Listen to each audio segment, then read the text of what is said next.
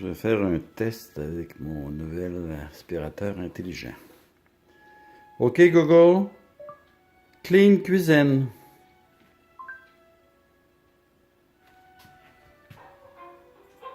Très bien, Arthur va démarrer. Ah, il vient de démarrer Arthur. Alors on va aller voir Arthur. Qu'est-ce qu'Arthur fait? Arthur passe de sa base.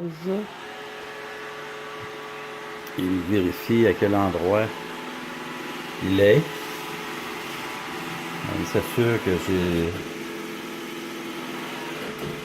je n'ai pas déplacé la base. Alors une fois qu'il aura terminé qu'il est bien au même endroit qu'il était lorsqu'il a été entreposé, il semble avoir confirmé que c'est le cas. Alors, il devrait s'en aller dans la cuisine. Mais il n'y va pas toujours de la même façon. Il décide de passer dans le salon cette fois-ci pour aller dans la cuisine. Oh.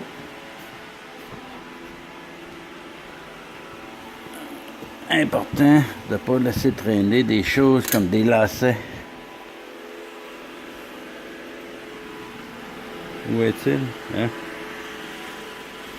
Il se rallonge un peu avant d'aller dans la cuisine, mais il finit par y arriver. Là, il sait qu'il est dans la cuisine. Il vient de partir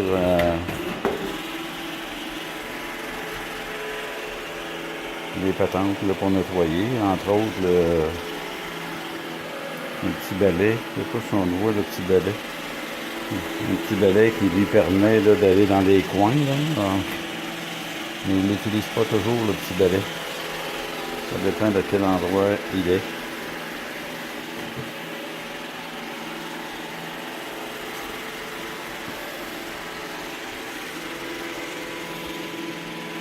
Donc, comme on voit, il sait exactement où il est.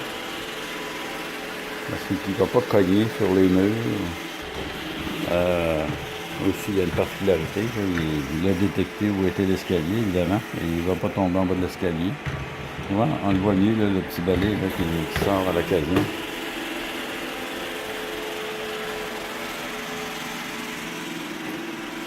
Vous voyez, juste avant d'arriver au mur, il ralentit. Pour pas taper le mur trop...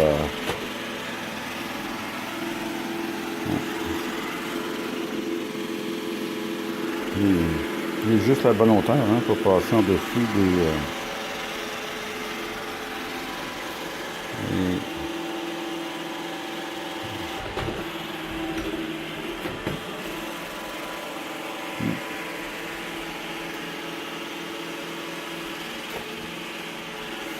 Cette petite table-là, évidemment, il faut qu'il s'ajuste parce que la petite table bouge. Alors, elle n'est pas toujours située au même endroit.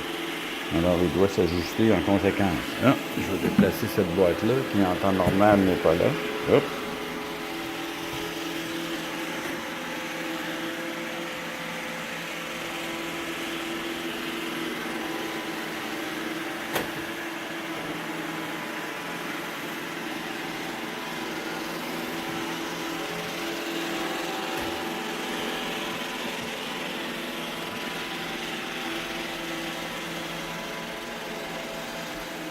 La définition que j'ai donnée de la cuisine, c'est qu'elle se termine à peu près où est la poubelle. Ça ne comprend pas l'autre côté, ce que j'appelle moi la salle à manger. Elle n'est pas incluse dans la cuisine. Alors, il ne devrait pas normalement aller faire... mais il n'avait pas fait le tapis. Il revient faire le tapis. Alors, il sait que le tapis est là. Lui, il n'a pas bougé. Et il part une technique un peu différente pour faire le tapis. On voit qu'il connaît très bien la présence du tapis. Et qu'il ajuste son boulot par rapport au fait que c'est un tapis.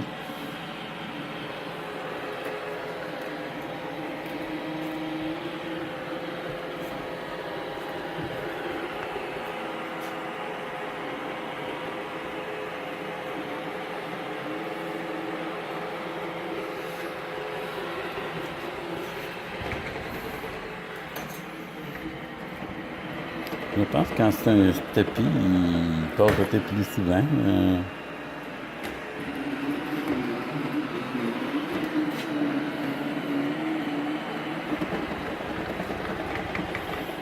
Compte tenu du genre de tapis, là, qui est un tapis là, avec quand même des bonnes ondulations. Alors, il fait quand même un boulot acceptable. En tout cas, tant qu'à moi, là, je repasse pas l'aspirateur sur le tapis après que lui est passé. L'aspirateur normal, ou ordinaire.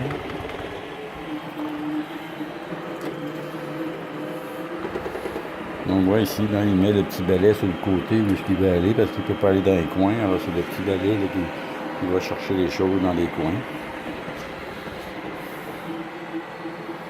Et évidemment, cependant, il ne fait pas des marches d'escalier. Alors, c'est une des choses qui reste à faire, c'est les marches d'escalier. C'est lui-même qui a dessiné le plan de la maison. Alors, dans un premier temps, il laisse aller de façon autonome pour qu'il fasse toute la maison. Et il dessine un plan de la maison. Et par la suite, cependant, c'est toi pour qu'il ait donné un nom aux différentes pièces. Alors, le nom, la pièce, ici, je l'ai appelé cuisine. Alors, quand je lui ai dit de clean cuisine, mais notez qu'ils n'ont pas encore traduit les commandes en français. Ça devrait venir sous peu. C'est un appareil qui est disponible aux États-Unis depuis à peu près septembre. Là, je pense qu'il reste encore à traduire les commandes. Mais tu peux donner les noms de pièces en français, c'est pas un problème. Mais les commandes, eux, sont en anglais. Là, entre autres, là, c'est simplement clean, puis tu lui donnes le nom de la pièce et il va nettoyer la pièce en question. Je note ici qu'il peut embarquer sur la plainte et il semble, lorsqu'il fait le tour, il semble embarquer sur la pièce, au moins ça. Ça évite à avoir épuisé ça. Ici, il ne peut pas rentrer en dessous de la table, elle n'est pas assez large.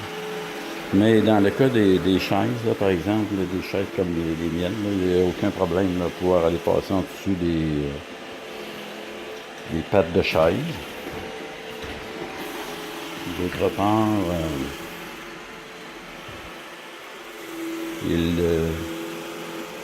au début, quand il fait faire le tour de la maison, il faut que tu aies les lumières allumées parce qu'il utilise des caméras pour distinguer les murs des meubles. Parce qu'évidemment, dans sa base de données qu'il se construit, il fait une distinction entre les murs et les meubles. Alors, il a besoin de voir la première fois qu'il le fait. Alors, là, lui, vous voyez qu'il retourne là, à sa base. Il n'utilise pas le même chemin qu'il a pris pour y aller, mais il se rappelle très bien. Quand il revient à sa base, il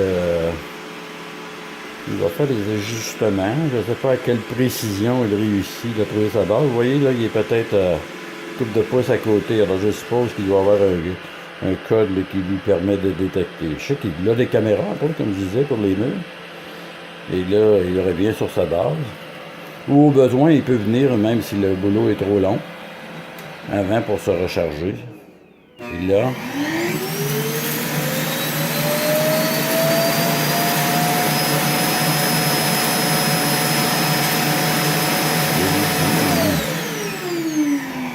Et là, il vient de vider ce qu'il a fait. Il a terminé son boulot. Et ici, hein, il signale que tout le boulot est terminé. Et comment ça s'ouvre, ça? Bon, vous voyez qu'il y a un sac ici, là, comme un sac d'aspirateur normal, où il vient vider ces choses-là, que lui, on a besoin de vider, là, je sais pas, peut-être aux 3 mois, quelque chose du genre, comme on fait sur un aspirateur. Et là, il va le recharger.